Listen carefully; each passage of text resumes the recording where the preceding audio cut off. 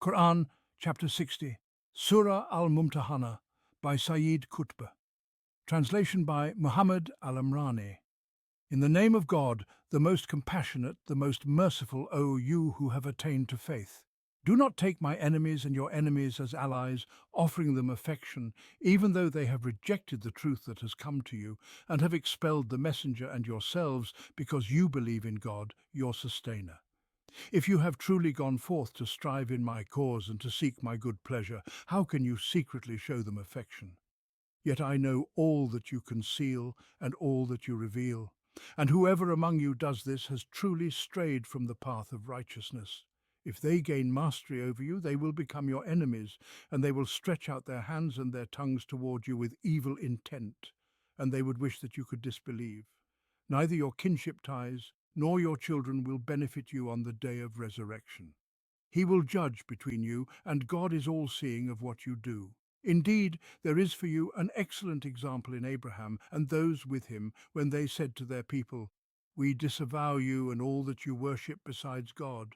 We reject you, and enmity and hatred have appeared between us and you forever, until you believe in God alone." Except for the words of Abraham to his father, "I will surely ask forgiveness for you, though I have no power to do anything for you against God." And they prayed, "Our Sustainer, in you have we placed our trust, and to you do we turn in repentance, and to you is the final return. Our Sustainer, do not make us a trial for those who disbelieve, and forgive us, our Sustainer. Indeed, you are the Almighty, the Wise." There is certainly an excellent example in them for anyone who hopes in God and the last day. And whoever turns away from this example, then verily God is self-sufficient, worthy of all praise. It may be that God will establish affection between you and those with whom you were once at enmity. For God is all-powerful, and God is most forgiving, most merciful. God does not forbid you from being kind and just to those who have not fought you because of your faith, nor have they driven you out of your homes. Indeed, God loves those who are just. But God does forbid you from befriending those who have fought you because of your faith, and have expelled you from your homes, and supported others in your expulsion. And whoever allies with them, such are the wrongdoers. O you who have attained to faith! When believing women come to you as emigrants, test their faith. God knows best their faith. If you find them to be believers, do not return them to the disbelievers. They are not lawful wives for them, nor are the disbelievers lawful husbands for them. But give the disbelievers whatever dowry they had spent on them. And there is no blame upon you if you marry them, provided you give them their due dowries. And do not hold on to marriage ties with disbelieving women. Ask for what you have spent, and let them ask for what they have spent. That is the judgment of God. He judges between you. And God is all-knowing, all-wise. And if any of your wives should go over to the disbelievers, and you subsequently have your turn by gaining spoils of war, then pay to those whose wives have gone the equivalent of what they had spent. And fear God, in whom you are believers, O Prophet.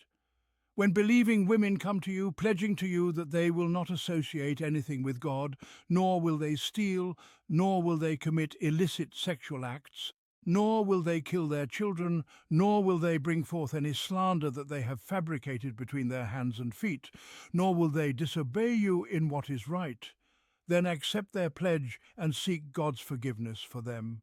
Truly, God is most forgiving, most merciful.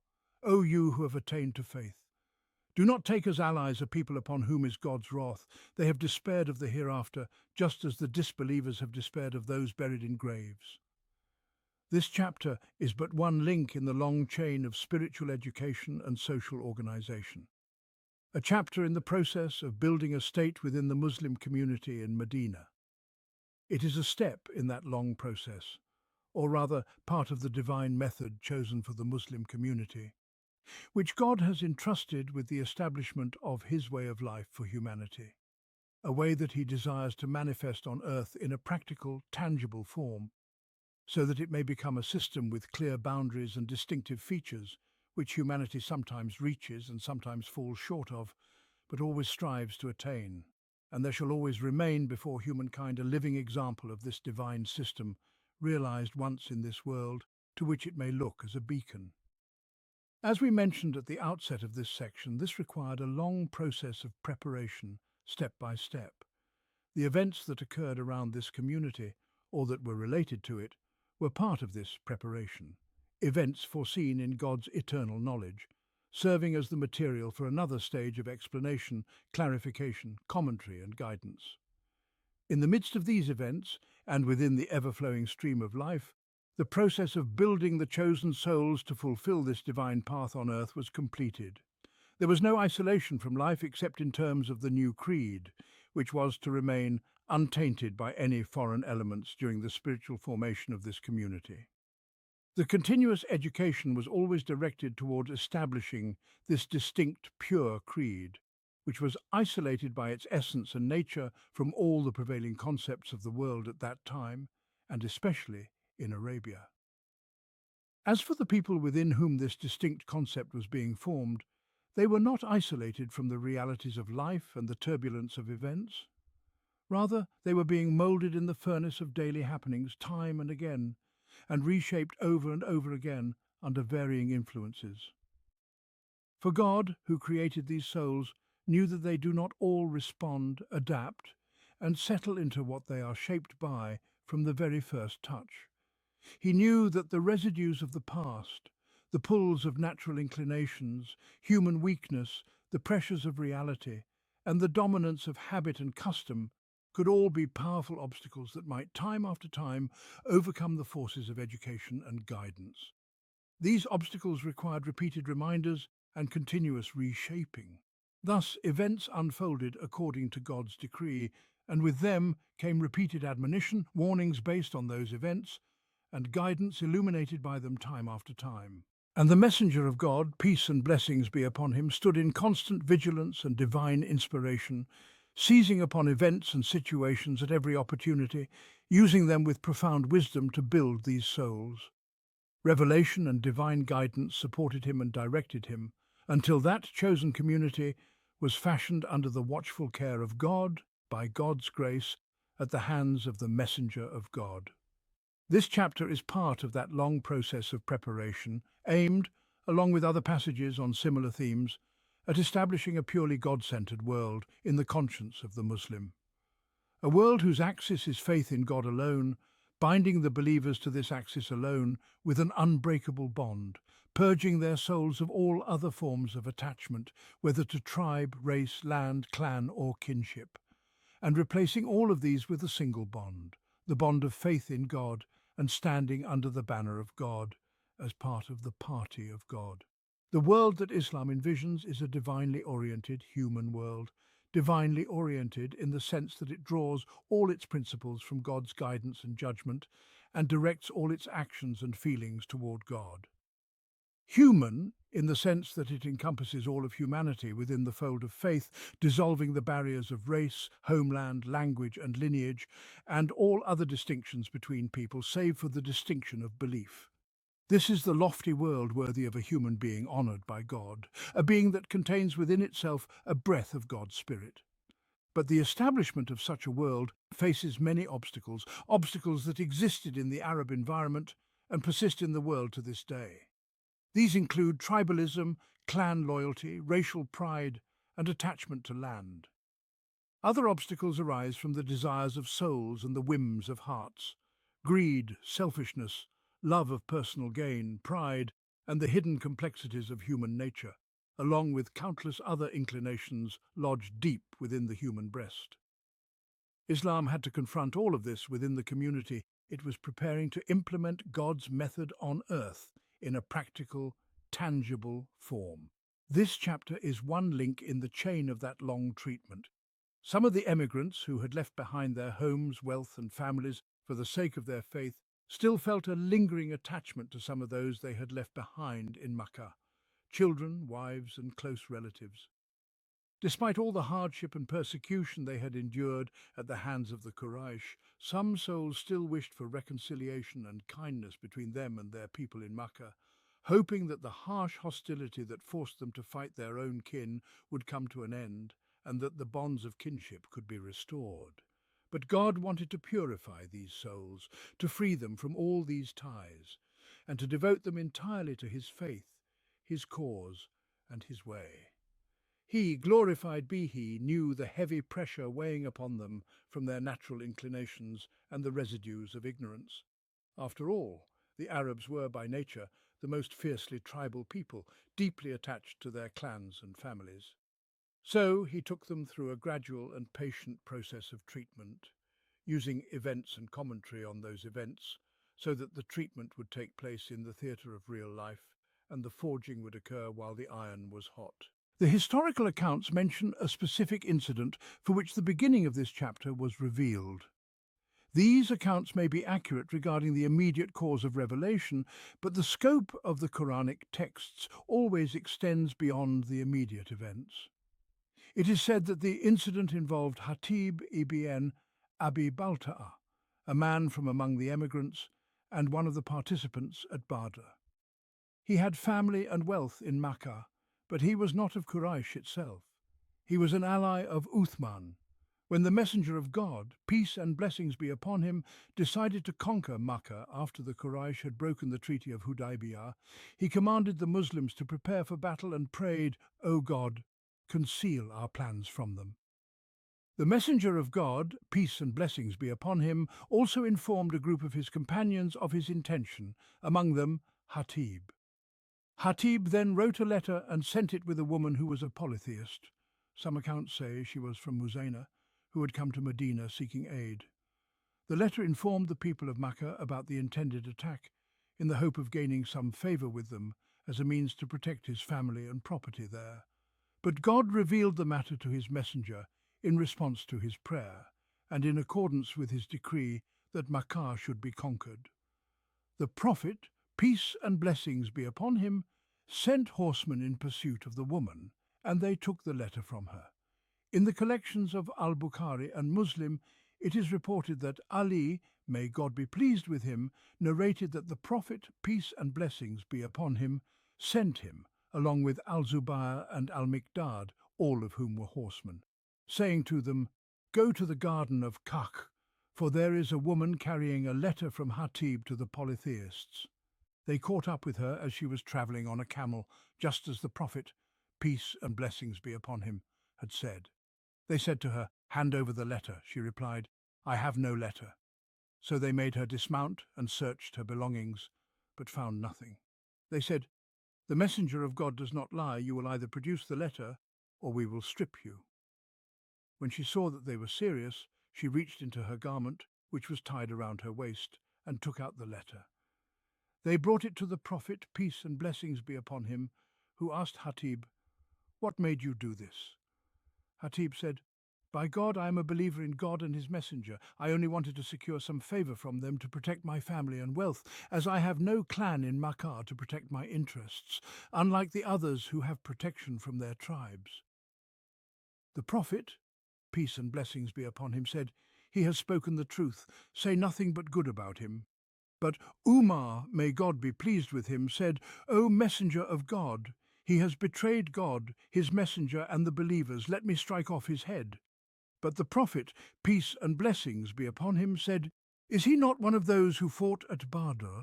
Perhaps God has looked upon the people of Badr and said, 'Do what you will, for I have pardoned you.'"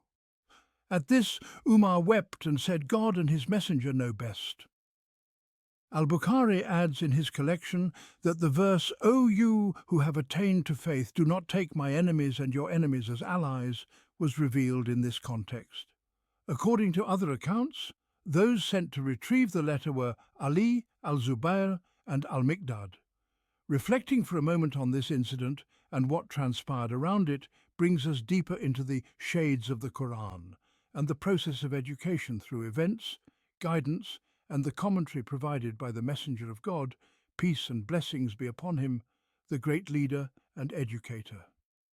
The first thing that strikes us is Hatib's action.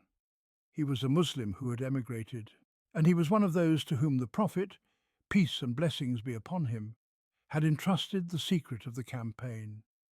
His action reveals the strange twists and turns of the human soul and its susceptibility to moments of weakness, no matter how complete or strong it may be. Indeed, nothing can protect the soul from such moments except God himself, who aids in overcoming them. Then we are struck once more by the greatness of the messenger. Peace and blessings be upon him, as he refrains from hastily reacting, instead asking, "What made you do this?" with patience and compassion toward the momentary weakness in his companion's soul. His inspired insight leads him to recognize that Hatib has spoken the truth, and thus he restrains the other companions. He has spoken the truth, say nothing but good about him.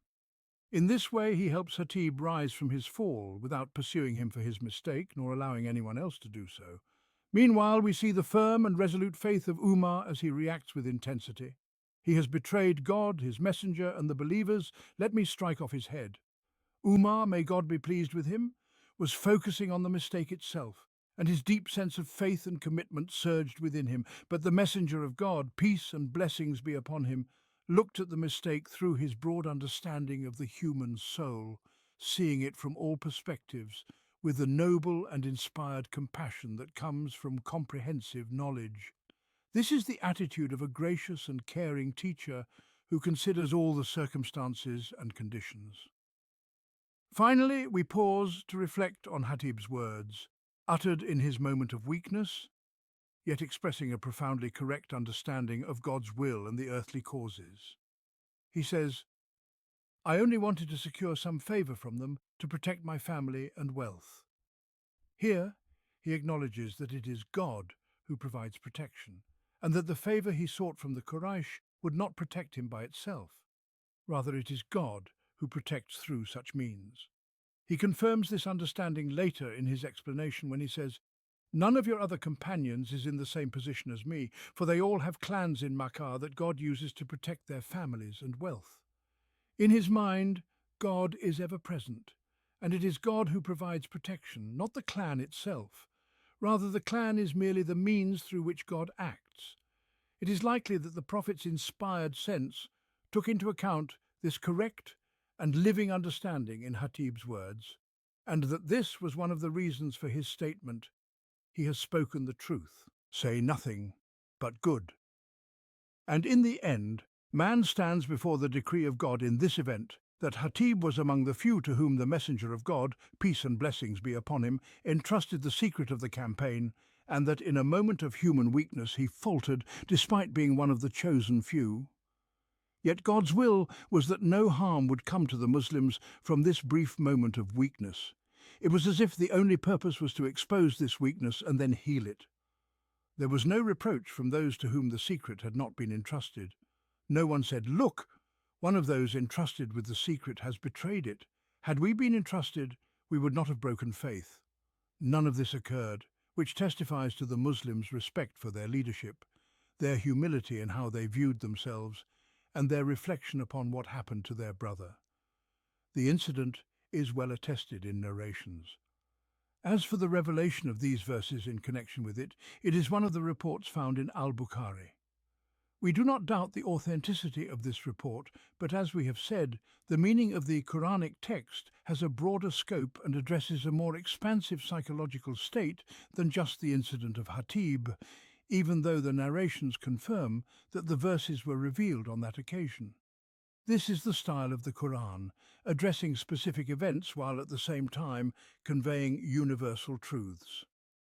The verses address the problem of close familial ties, of narrow tribal loyalties, and the attachment of souls to their inherited customs, in order to lift them from this local, restricted horizon to the global, universal human vision. They were creating within these souls new images, new values, new standards, and a new understanding of the universe, life, humanity, the role of the believers on earth, and the purpose of human existence. It was as if God was gathering these fresh seedlings under his care to teach them, to make them aware of the reality of their existence and its ultimate purpose, and to open their eyes to the hostility and scheming that surrounded them. He wanted them to feel that they were his chosen ones, his party, and that he had a plan for them to be fulfilled through them. Thus they were marked with his sign, wearing his badge, known by this mark and sign among all people in this world and in the next. Therefore they were to be wholly devoted to him, bound solely by his allegiance, stripped of any connection other than the one to him, both in their inner feelings and in their outward behavior. The entire surah moves in this direction. Even the legal and organizational verses toward the end, regarding the treatment of believing emigrant women, the pledge of allegiance from those entering Islam, and the separation between believing women and their disbelieving husbands, and between believing men and their disbelieving wives, all of these organizational matters stem from that overarching guidance. The surah then ends as it began, with a prohibition against taking as allies the enemies of God, upon whom the wrath of God has fallen, whether they be polytheists or Jews, in order to establish a clear distinction and separation from all bonds and ties, except those of faith and belief. O you who have attained to faith, do not take my enemies and your enemies as allies, offering them affection, even though they have rejected the truth that has come to you and have expelled the messenger and yourselves because you believe in God, your sustainer. If you have truly gone forth to strive in my cause and to seek my good pleasure, how can you secretly show them affection? Yet I know all that you conceal and all that you reveal, and whoever among you does this has truly strayed from the path of righteousness. If they gain mastery over you, they will become your enemies, and they will stretch out their hands and their tongues toward you with evil intent, and they would wish that you could disbelieve. The surah begins with this gentle, intimate call, O you who have attained to faith, a call from their sustainer, in whom they have believed, addressing them by the name of faith which links them to him. He calls them to open their eyes to the reality of their situation, to beware of the traps of their enemies, and to remember the heavy responsibility placed upon their shoulders. In this tender call, he makes their enemies his enemies and his enemies theirs.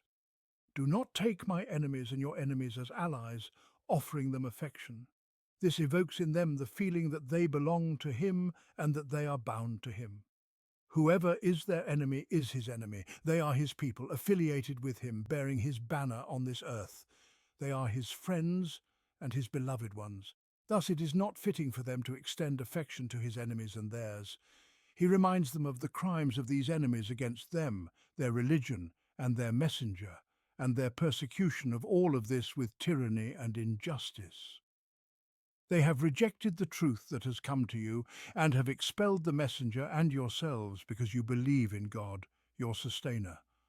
What have they left that might justify affection and loyalty? They disbelieved in the truth, expelled the messenger and the believers, all for no reason other than their faith in God, their sustainer. This stirs in the hearts of the believers those memories tied to their faith, faith that the polytheists fought against, not for any other reason, but because of their belief in God. It brings to the fore the real issue behind the conflict, the enmity and the war. It is the issue of faith alone, of the truth they rejected, the messenger they expelled, and the belief for which they drove the believers out. And once this issue is clearly presented, he reminds them that there can be no place for affection between them and the polytheists, if they have truly left their homes seeking God's pleasure and striving in his cause. If you have truly gone forth to strive in my cause and to seek my good pleasure, how can a heart that has migrated for the sake of God, striving in his path, seeking his pleasure, also hold affection for those who drove them out because of their faith in God, who are enemies of God and his messenger? Then he warns them in a subtle manner about what their hearts may conceal, what they may secretly harbour toward these enemies, enemies of theirs and of God, reminding them that he knows both what is hidden in their hearts and what they reveal. You secretly show them affection, though I know all that you conceal and all that you reveal. Then comes a frightening warning that sends a shudder through the heart of the believer. And whoever among you does this has truly strayed from the path of righteousness. What could frighten a believer more than straying from the path of righteousness after having been guided to it? This threat and warning are woven into the reminder of the true nature of their enemies and the harm they wish to inflict upon them. If they gain mastery over you, they will become your enemies, and they will stretch out their hands and their tongues toward you with evil intent. They will not hesitate to treat them as true enemies whenever the opportunity arises, inflicting whatever harm they can, physically, verbally, and in every possible way.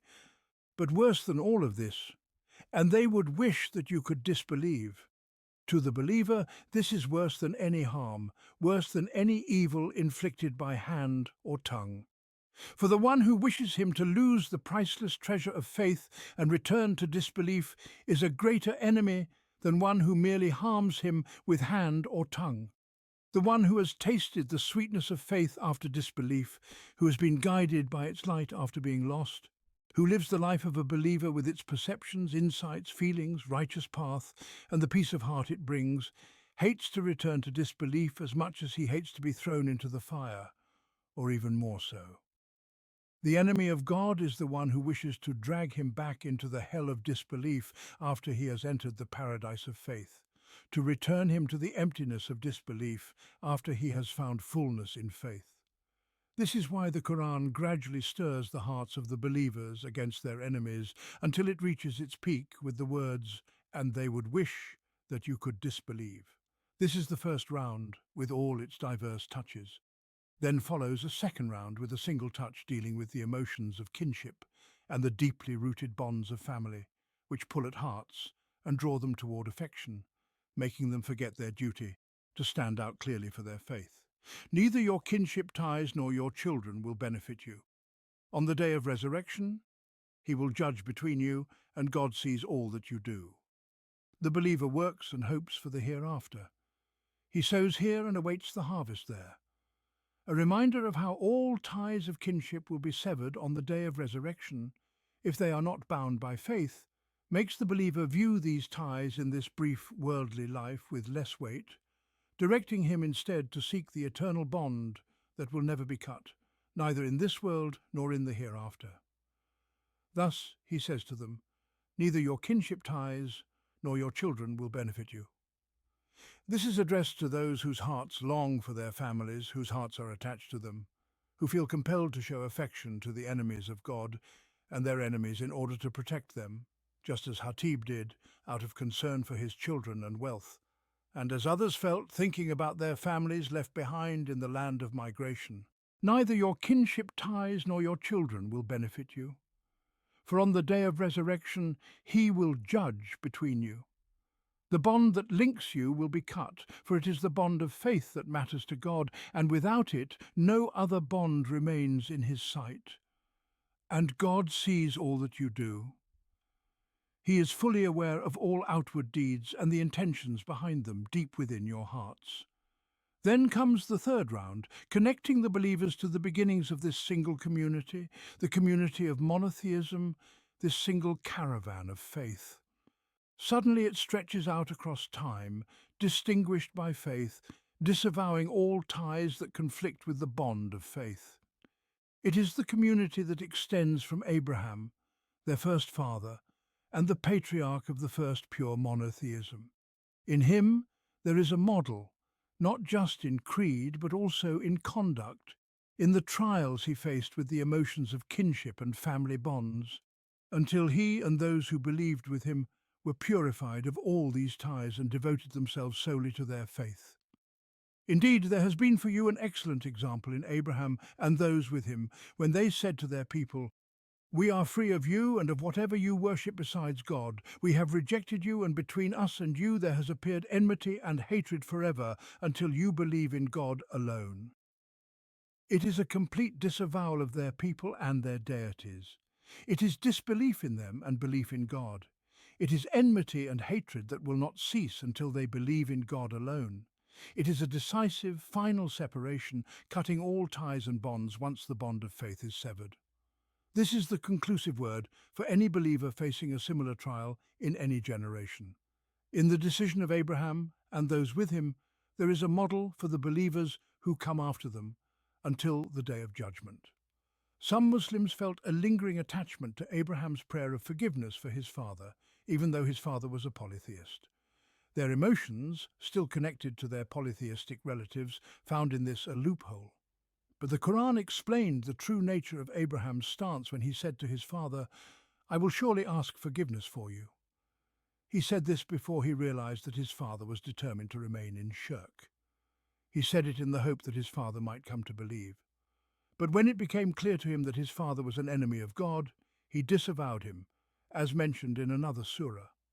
Here it is emphasized that Abraham left the entire matter to God, turning to him with trust, repentance, and submission in all things. But I have no power to do anything for you against God, our sustainer. In you we have placed our trust, and to you do we turn in repentance, and to you is the final return.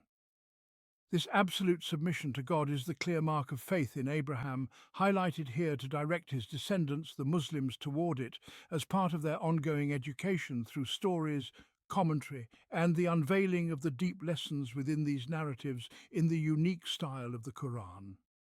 The passage continues, recording the rest of Abraham's prayer and his secret supplication to his sustainer. Our sustainer, do not make us a trial for those who disbelieve. Do not give them power over us, such that they become a source of temptation, saying, if faith protected its people, we would not have power over them or defeat them. And this is the doubt that often creeps into hearts when falsehood prevails over truth, and when tyrants oppress the believers by God's wisdom for a time.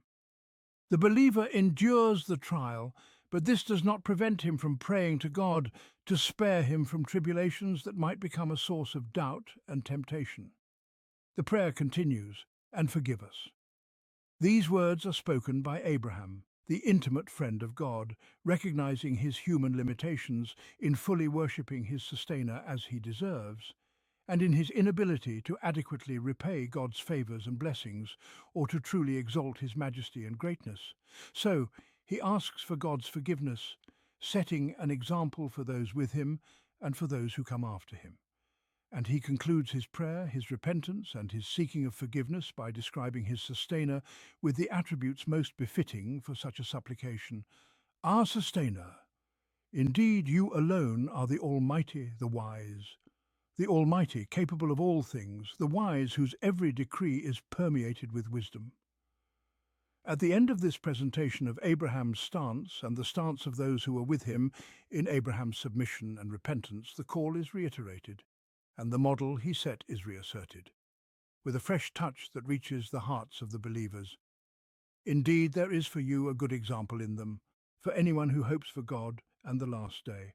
And whoever turns away, then truly God is free of all needs, worthy of all praise. Thus, the example of Abraham and those with him is for those who hope to meet God on the last day. These are the ones who truly grasp the value of the trial that this noble group endured, and they find therein a model to follow and a precedent to guide them. So, whoever hopes to meet God on the last day should take this as their example. This is a gentle hint to the believers of the present time.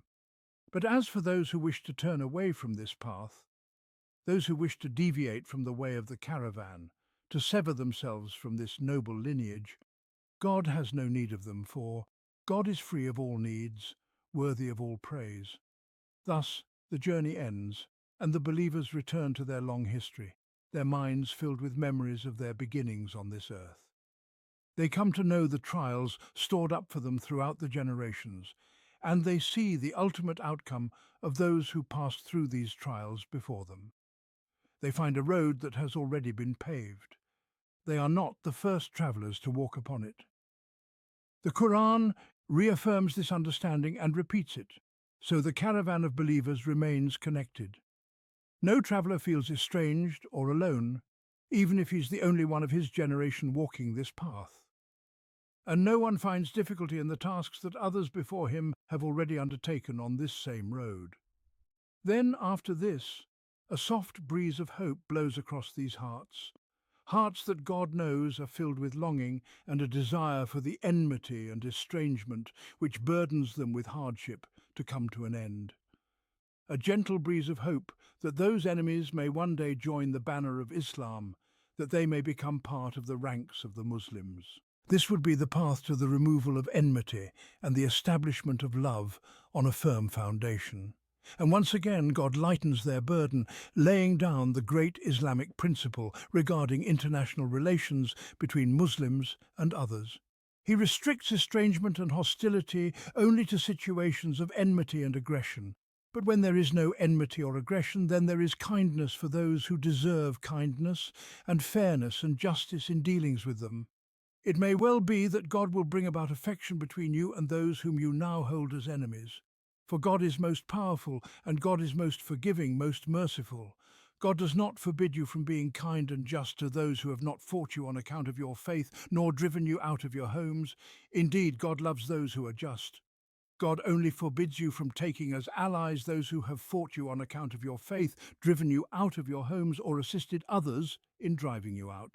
And whoever takes them as allies, those are the wrongdoers. Islam is a religion of peace, a creed of love, and a system that seeks to spread its shade over the entire world, to establish its way of life, and to unite humanity under the banner of God as brothers, knowing and loving one another. There is no obstacle to this aim except the aggression of its enemies against it and its people. But if they are at peace with the Muslims, then Islam neither seeks nor volunteers for hostility. Even in conflict, Islam maintains the seeds of goodwill through pure conduct and fair treatment, in the hope that one day its adversaries will come to realize that their best interest lies in joining Islam's noble banner. Islam does not despair of that day, when hearts will be set aright and will turn toward this straight path. In the first verse of this passage there is a hint of this hope that is never overshadowed by despair. It comes as a relief to the hearts of some of the muhajirin, the emigrants, nourishing their weary hearts burdened by the hardship of estrangement and war against their own kin and clan. It may well be that God will bring about affection between you and those whom you now hold as enemies. This hope from God signifies certainty of its fulfillment. The believers who heard this must have been sure of it, and indeed it came to pass shortly thereafter when Mecca was opened, and Quraysh embraced Islam. They stood united under one banner, all grudges and resentments erased, and they returned as brothers, their hearts united. God is most powerful. He does what he wills, and no one can prevent him. God is most forgiving, most merciful. He forgives what has passed of shirk, associating others with God, and sins. And until God's promise, indicated by the word of hope, is fulfilled, God permitted them to show kindness to those who had not fought them on account of their faith, nor driven them out of their homes. He lifted any blame from them for treating these people with fairness and justice, ensuring that they do not deprive them of their rights. But he sternly prohibited any alliance with those who fought them on account of their faith, drove them out of their homes, or helped others in doing so. And he judged those who allied themselves with such enemies as the true wrongdoers. Among the meanings of wrongdoing is shirk, associating others with God, as indicated by God's words. Indeed, associating others with God is a great injustice. This is a terrifying warning, one that causes any believer to tremble and to take care not to fall under its dreadful implications. This principle in how to deal with non-Muslims is the most just, in harmony with the nature of this religion, its direction and its view of human life, and indeed its view of the entire universe, which was brought into existence by the one God and is directed toward him alone. All things in creation work together in their divine design and eternal decree, beyond all differences and diversity. This is the foundation of Islam's international law, which holds that the state of peace between it and all people is the default condition, disturbed only by the occurrence of military aggression, or the necessity of repelling it, or the fear of treachery after a treaty, which is also a form of aggression, or when force is used to obstruct freedom of belief and preaching, which is likewise an act of aggression. But aside from such cases, the default state is peace, goodwill, kindness, and justice for all humanity. This principle also aligns with Islam's worldview, which makes the core issue between believers and their opponents a matter of faith and nothing else. The value that the believer holds sacred and fights to defend is this one value: faith. There is no conflict between Muslims and others over anything but the freedom of belief, the freedom to preach, the establishment of God's way on earth, and the elevation of his word. This guidance is in keeping with the overall direction of this surah, which emphasizes the supreme value of faith, making it the sole banner under which Muslims stand. Whoever stands with them under this banner is one of them, and whoever fights them over it is their enemy. But whoever is at peace with them, leaving them to their faith and their preaching, not preventing others from hearing it, and not persecuting the believers for their faith, is a peaceful individual whom Islam does not prevent from receiving kindness and justice. The Muslim lives on this earth for the sake of his faith, making it his cause with himself and with the people around him. There is no conflict over material interests, no struggle for tribal or nationalistic causes, whether related to race, land, clan, or lineage. The struggle is only for the sake of making God's word supreme, for making faith the guiding principle in life. Later, the Surah of Al-Tawbah was revealed, in which God declared his disassociation from the polytheists with whom the Muslims had treaties, thus bringing an end to the state of treaties and temporary truces between Muslims and all polytheists. A 4-month grace period was granted to those with undefined treaty terms, and a period until the end of the treaty for those with specified terms. But this only occurred after it had become evident through experience that these people would only honour their agreements with Muslims as long as it served their interests, and as soon as they had the opportunity to break them, they would do so. Hence, the other principle applied: if you fear treachery from any group, dissolve the treaty with them openly and fairly, for God does not love the treacherous. This was a necessity to secure the Islamic base, which by then encompassed the whole of the Arabian Peninsula, from the enemies living among them, both polytheists and the people of the Book, who had repeatedly betrayed their agreements. This was in essence a state of aggression, and it fell under the category of aggression. Moreover, the two great empires surrounding the land of Islam had begun to amass forces against it, sensing the danger it posed, and they were inciting the neighbouring Arab kingdoms under their control to act against the Muslims. Thus there was no choice but to cleanse the Muslim camp of the remaining enemies before engaging in the external battles that were expected at that time. We will suffice with this digression and return to the context of the surah regarding the ruling on believing women who migrated to the land of Islam. O you who have attained to faith! When believing women come to you as emigrants, test them. God knows best their faith. And if you ascertain that they are believers, do not return them to the disbelievers. They are not lawful for them, nor are they lawful for them. But give the disbelievers what they had spent. And there is no blame upon you if you marry them, provided you give them their due dowries. And do not hold on to marriage bonds with disbelieving women, but ask back what you have spent, and let them ask back what they have spent. That is the judgment of God. He judges between you, and God is all-knowing, all-wise. If any of your wives escape to the disbelievers and you subsequently gain the upper hand, then repay those whose wives have gone the equivalent of what they had spent, and be conscious of God in whom you believe. It has been reported that these rulings were revealed after the Treaty of Hudaybiyah, which stipulated, "No one from us who comes to you, even if they are of your faith, shall be returned to us."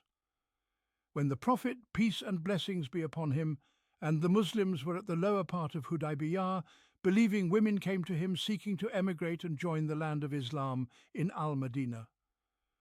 Quraysh came to demand their return, in accordance with the treaty.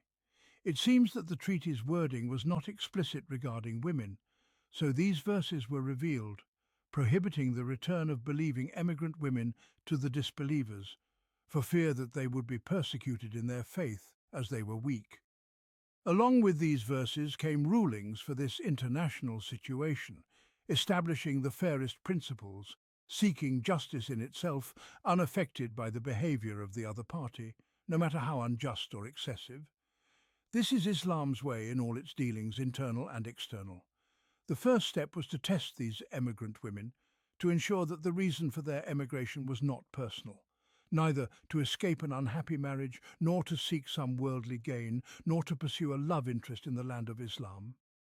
Ibn Abbas said that they would be tested by being made to swear By God, I did not leave out of dislike for my husband. By God, I did not leave out of a desire to move from one land to another. By God, I did not leave seeking worldly gain. By God, I did not leave except for the love of God and his messenger.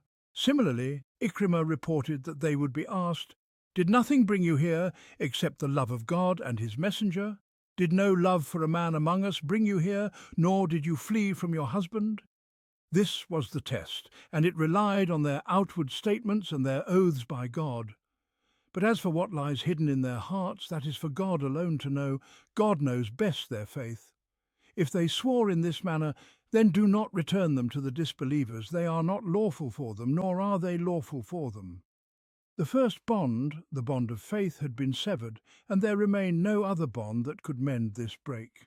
Marriage is a state of intimacy, union and stability, and it cannot endure when the first bond is broken. Faith is the life force of the heart, and no other emotion can take its place. If a heart is empty of faith, a believing heart cannot resonate with it, nor can it find comfort in its presence or feel at peace in its companionship. Marriage is an abode of love, mercy, intimacy and tranquility. In the early days of emigration, this matter was left without a specific ruling. There was no separation between a believing wife and a disbelieving husband, nor between a believing husband and a disbelieving wife, because the rules of the new Islamic society had not yet been fully established. But after the Treaty of Hudaybiyah, or the victory of Hudaybiyah as many narrators view it, it was time for a complete separation. It was time for the believers, both men and women, to internalize and live out the principle that no bond exists except the bond of faith, no connection except the connection of belief, and no relationship except between those united by their devotion to God. With the separation came the provision for compensation, in accordance with justice and equality.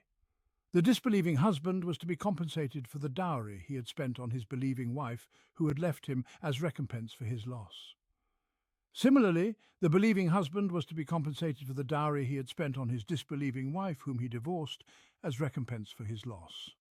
After this, it became lawful for believing men to marry these emigrant, believing women, once they had given them their dowries. There is some difference of opinion among scholars about whether these women were required to observe a waiting period, or if no waiting period was required unless they were pregnant, in which case they would need to wait until they gave birth.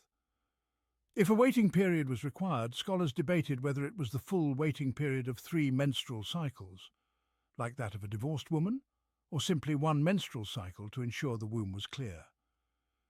Give them their dowries, and there is no blame upon you if you marry them, provided you give them their due dowries. And do not hold on to marriage bonds with disbelieving women, but ask back what you have spent, and let them ask back what they have spent. Then all these rulings are tied to the greatest guarantee within the believer's conscience, the awareness of God and fear of his displeasure. That is the judgment of God. He judges between you, and God is all-knowing, all-wise. This is the only guarantee that can be trusted, free from betrayal, deviation or manipulation. For God's judgment is the judgment of the all-knowing, the wise, the one who knows what lies within the hearts and whose power is absolute. It is enough for the Muslim to feel this connection, to know the source of the ruling, in order to adhere to it faithfully and guard it carefully, fully aware that his return is to God. If the believers were to lose something they had spent on their wives, because the disbelieving wives or their families refused to repay the Muslim husbands, as happened in some cases, the leader of the Muslims would compensate them from the dowries owed by disbelieving husbands to their believing wives who migrated to Islamic lands, or from any wealth seized from the disbelievers as war booty. If any of your wives escape to the disbelievers, and you subsequently gain the upper hand, then repay those whose wives have gone the equivalent of what they had spent. This ruling and its practical applications are also tied to the same guarantee that underpins every ruling and every application. And be conscious of God in whom you believe. This is a profound reminder that touches the hearts of the believers with God's presence. Thus, These rulings on the separation of spouses become a practical application of the Islamic worldview regarding the values and connections of life, the unity of the Muslim ranks, and their distinction from others.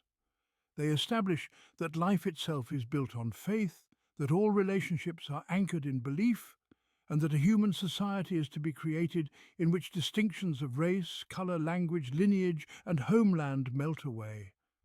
Only one banner remains to distinguish people, the banner of the party to which they belong. And there are only two parties, the party of God and the party of Satan. And then it was made clear to the messenger of God, peace and blessings be upon him, how to take the pledge of allegiance from the women who had come to him in faith, as well as from others who sought to enter into Islam, and upon what foundations their allegiance was to be taken. O Prophet, when believing women come to you to pledge allegiance to you, that they will not associate anything with God, nor steal, nor commit adultery, nor kill their children, nor bring forth a slander they have fabricated between their hands and their feet, nor disobey you in what is right, then accept their pledge and ask forgiveness for them from God. For indeed God is most forgiving, most merciful.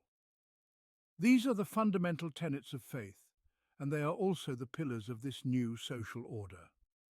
First among them is the absolute rejection of associating others with God. Then comes the prohibition of theft and adultery, followed by the forbidding of taking the lives of their children, an allusion to the practice of burying daughters alive that prevailed in the times of ignorance, as well as the prohibition of ending pregnancies for any reason. These women are entrusted with what is in their wombs, nor bring forth a slander they have fabricated between their hands and their feet.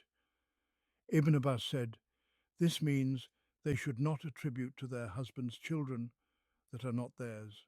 This was also the view of Muqatil. Perhaps this caution, following the pledge not to commit adultery, was a response to the practices that occurred in the age of ignorance, when a woman would offer herself to many men, and if she bore a child, she would attribute it to whichever man resembled the child most, or perhaps choose the best-looking among them, even though she knew who the true father was. The general wording of the verse encompasses this scenario and others, referring to any falsehood that may be fabricated. Ibn Abbas and Muqatil may have singled out this meaning due to a specific incident at the time, and the final condition, nor disobey you in what is right. This includes the promise to obey the messenger, peace and blessings be upon him, in all that he commanded, and he would only command what was right. But this condition also serves as one of the principles of the Islamic constitution, that no obedience is due to a leader or ruler except in that which is right, which is in accordance with the religion of God and his law. Obedience is not absolute to the ruler in all matters. This is the principle that ensures that the authority of legislation and governance is derived from the law of God, not from the will of a leader, or even the will of a nation if it contradicts God's law. Both the ruler and the nation are subject to the law of God, and from it both derive their authority. If they pledge allegiance on these comprehensive foundations, their pledge is accepted, and the Prophet, peace and blessings be upon him, seeks forgiveness for them for what has passed. Indeed, God is most forgiving, most merciful. He forgives, and he shows mercy, and he pardons all stumbles.